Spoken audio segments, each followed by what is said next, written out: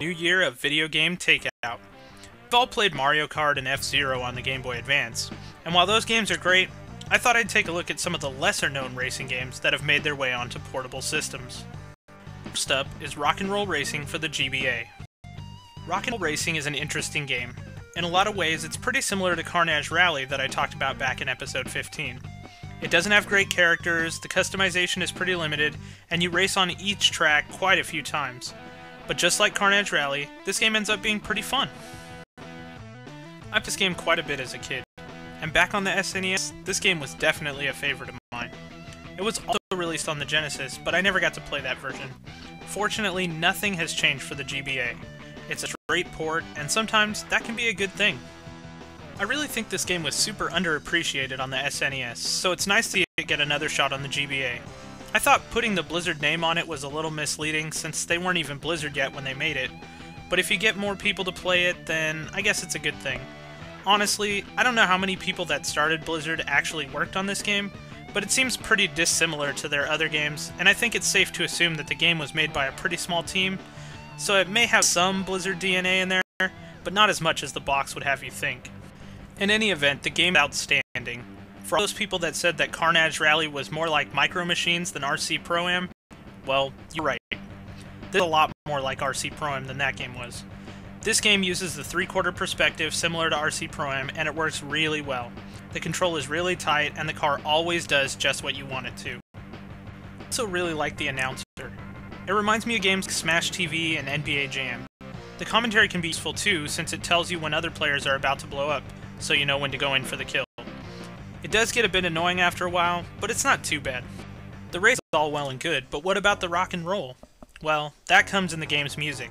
The soundtrack for the game is made up of some great classic rock songs like Paranoid by Black Sabbath, and other favorites like Born to be Wild and Bad to the Bone. But CDs hadn't quite hit the games market yet when this game was released. All the tracks are kinda 16-bit remakes of those songs. The result's surprisingly good. There are no vocals, of course, but who cares? The music is awesome and the racing is fun. What more could you ask from a game called Rock'n'Roll Racing? You can check out a demo of the game that you can play on your PC right in your browser. I'll put a link up on videogametakeout.com because, well, the URL is kinda complicated. You'll need a Shockwave player to be able to play, but you can get that on the same site as the demo, so it's not that big a deal. The demo's not as good as the real thing, mostly because you have to use the keyboard, but it'll give you an idea of what the game's like. Now let's move on to our next game, Konami Krazy Racers. The game was a launch title for the GBA. It's basically a Mario Kart clone using characters from Konami properties like Castlevania, Goemon, and Metal Gear Solid, just to name a few. The game did pretty well until the real Mario Kart came out for the GBA about 2 or 3 months later. While it may be a ripoff, that doesn't mean that it's not fun. The game has great presentation. When you start the game up, it's kind of like booting up a little PC, and you have this crazy little penguin personal assistant. It didn't do much for the game, but it's a fun little touch, and it's a lot better than the sterile menus that are in most games.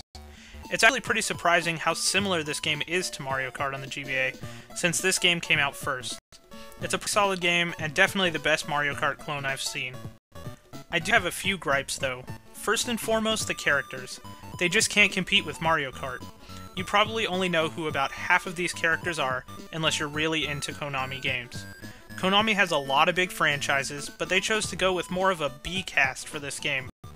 When you're competing with Mario and all the characters that come along with him, I think you better bring your best stuff. Everything about this game is not quite as good as the game it's ripping off. The weapons are less balanced or are straight rip-offs, the AI has more annoying sound effects that it makes, and the tracks aren't as interesting. That's not to say that it's a bad game, but it's no Mario Kart. There are definitely some good points to this game though. As I said, the menus are great, and you have a lot of options as far as racing goes. You have GP, time attack, free run, battle, and versus, plus there are license tests that you can take, so there's plenty to do. The graphics are really good, especially considering it was a launch title, and the music is also impressive, with actual people singing, plus it has great remixes of music from the games it's based on, like Castlevania and Metal Gear Solid. It's hard to decide if I would recommend this game or not. On the one hand, it's not as good as Mario Kart, and you'd be better suited to try that. But on the other hand, if you've played a lot of Mario Kart, and you want another game that's similar, but with new tracks and characters, then this game is perfect. I guess I'd say that this game is worth checking out, but just know what you're getting into. This game is not quite as good as Mario Kart, but it's a good close call. If you set your expectations accordingly, I think you can find a lot to like about this game. That brings us to our final game of this week, Racing Gears Advance. This game is interesting. I'd never heard of it before a viewer suggested it, and to me that's really weird because this is one of the best racing games I've ever played on a handheld system. It does everything right. Amazing graphics, great sound, great control, awesome presentation, and for once, there's a racing game with some pretty cool characters. So let's start at the beginning.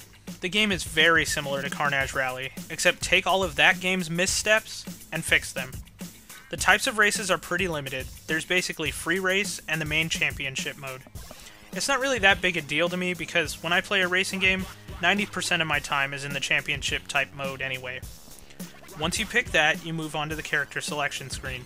There are 7 characters available to you from the start, each with their own unique ability like increased handling or increased weapon damage. Plus, each driver has his own car.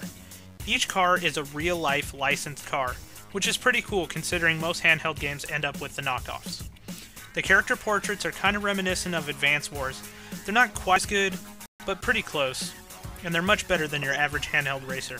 I decided to go with Shockwave first because he drives a Lotus and his special power is being immune to smoke screens, which seems like something I'd want. Once you choose your guy, you need to choose the circuit of tracks that you want to race on. There are 5 circuits, each one contains about 5 tracks, so there's a lot of racing in this little game. Next up is the garage screen. You can upgrade your car with all kinds of parts and repair here. The level of upgrades is a step above the other games I've reviewed like Rock and Roll Racing or Carnage Rally. Just to give you an idea of the customization, there are 10 different types of tires that you can buy, all of which are better for certain road conditions.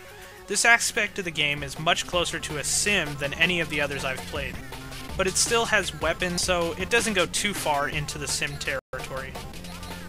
So enough about the customization, let's get down to the driving. Before the race starts, a screen comes up with the light tree that you see in most racing games, except this is more of a mini-game that determines your starting position. Since passing can be difficult in the game, doing well on this part can be a big factor in winning the race. This is where the game really gets going. Immediately you'll notice that for a GBA game, this game has amazing graphics. They really are some of the best I've seen. The game has a great isometric perspective, and the tracks are filled with trees and bridges that really make the 3D effect of it stand out. One thing you may find frustrating in the game is that the computer players are pretty tough. There's no way to scale them back, the game has one difficulty setting and that's it. Once you get used to the tracks, it's great fun because the computer is always giving you a run for your money all the way to the finish line. But the first time through a track can be frustrating, and you'll likely end up being left behind until you learn the tracks. This is made worse because a lot of the tracks have shortcuts. It seems like this would help, but the computer player knows where they are and they use them. This makes learning a new track even harder because the computer will be that much further ahead. But since the game is so fun, I played it quite a bit, and pretty soon I was keeping up without a problem. There really isn't much to say about this game. It's a fun game, it's challenging, and it's a real showcase of how to do a racing game right on a system with limited specs. This is the developer's very first game, which is surprising considering how good it is. A sequel is in the works, which I assume will be for the DS since the GBA is not a viable platform anymore. In any case, I really recommend that you get this game. It's a lot of fun, and it's something that you can take with you anywhere. It has all the things that make console racing games fun, shrunk down into the palm of your hand. I'm assuming that since I had never heard of it before, a lot of you haven't either. It goes for a pretty high price most places, probably because it's not very well known, so they didn't make very many, but it's totally worth it if you can find it. It's definitely one of the best portable racing games I've ever played. Well, that's it for this week's show. I want to thank you to all the people that wrote in and wished me a happy holiday. That was really great. I also want to give a big thanks to Chu for all the work that she's done for my show. If you like the dragon art at the beginning of the show or on the site, then please be sure to check out her webcomic Slightly Damned over at riseapp.com. If you want to see more of Video Game Takeout, please head over to videogametakeout.com. If you're interested in when new stuff is coming out, you can subscribe to the RSS feed on the right-hand side of the site.